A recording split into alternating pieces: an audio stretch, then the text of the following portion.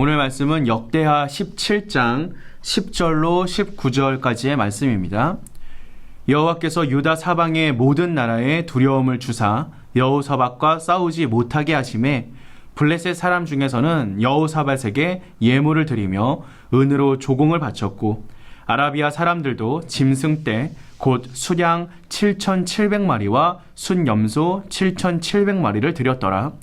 여호사밧이 점점 강대하여 유다의 견고한 요새와 국고성을 건축하고 유다 여러 성에 공사를 많이 하고 또 예루살렘에 크게 용맹스러운 군사를 두었으니 군사의 수요가 그들의 족속대로 이러하니라. 유다에 속한 천부장 중에는 아드나가 으뜸이 되어 큰 용사 30만 명을 거느렸고 그 다음은 지휘관 여호하나니니 28만 명을 거느렸고 그 다음은 시그리의 아들 아마시아니 그는 자기를 여호와께 즐거이 드린 자라 큰 용사 20만 명을 거느렸고 베냐민에 속한 자 중에 큰 용사 엘리아다는 활과 방패를 잡은 자 20만 명을 거느렸고 그 다음은 여호사밧이라 싸움을 준비한 자 18만 명을 거느렸으니 이는 다 왕을 모시는 자요 이 외에 또 온 유다 견고한 성읍들에 왕이 군사를 두었더라. 아멘. 변화와 개혁은 항상 우리 안에서 먼저 이루어져야 합니다. 자신을 변화하지 않으면서 다른 사람을 변화시키려 하는 것은 부질없는 일입니다.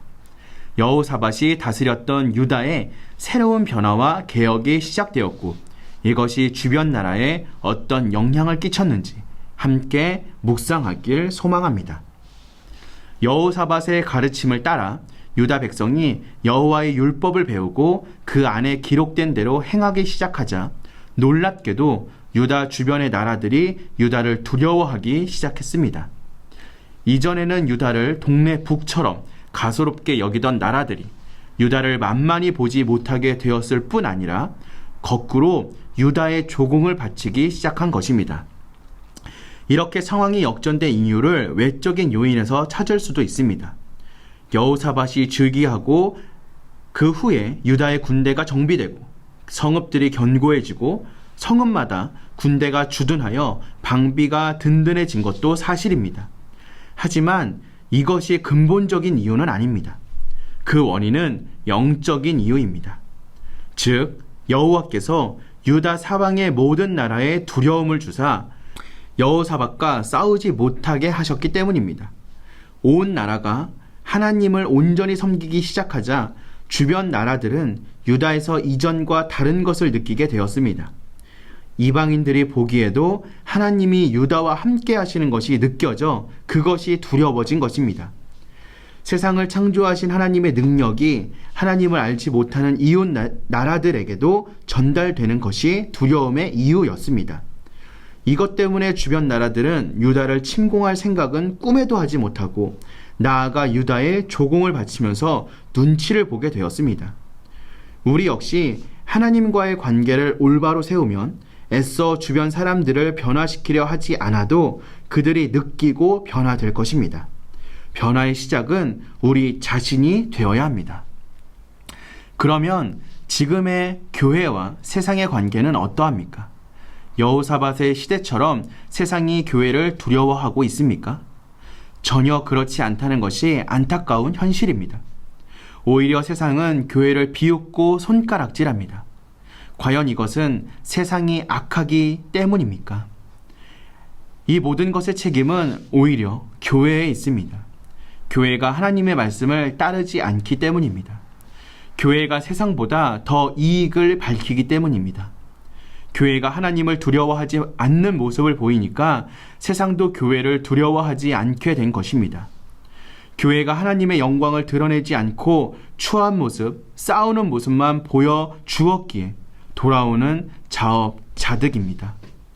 여호사밧의 시대에는 온 유다가 하나님의 말씀을 배우고 그 말씀에 순종하면서 유다를 지키시는 하나님을 드러낸 결과 주변의 나라들이 하나님을 두려워하고 여호사밧과 유다를 두려워했습니다. 반면 지금의 교회는 하나님의 영광을 드러내지 않고 교회가 하나님의 말씀보다 사람의 이익을 따르고 있습니다. 그 결과 교회는 조롱거리로 전락하고 만 것입니다. 안타깝게도 이제 세상은 더 이상 교회를 두려워하지 않습니다. 그런 교회라면 전도의 문이 열릴 리도 만무합니다.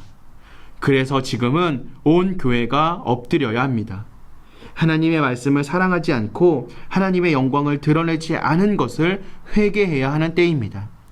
우리가 말씀으로 돌아가지 않으면 세상도 하나님과 교회를 두려워하지 않고 교회로 나오지도 않을 것입니다. 교회의 문제는 곧 성도인 나 자신의 문제입니다. 주변 사람들이 나를 통해 하나님을 알지 못한다면 결국 그것이 나의 책임인 것입니다. 내가 하나님을 두려워하지 않으면 주변 사람들 역시 하나님을 두려워하지 않을 것입니다. 내가 먼저 하나님을 알고 두려워하며 하나님께 순종해야 합니다.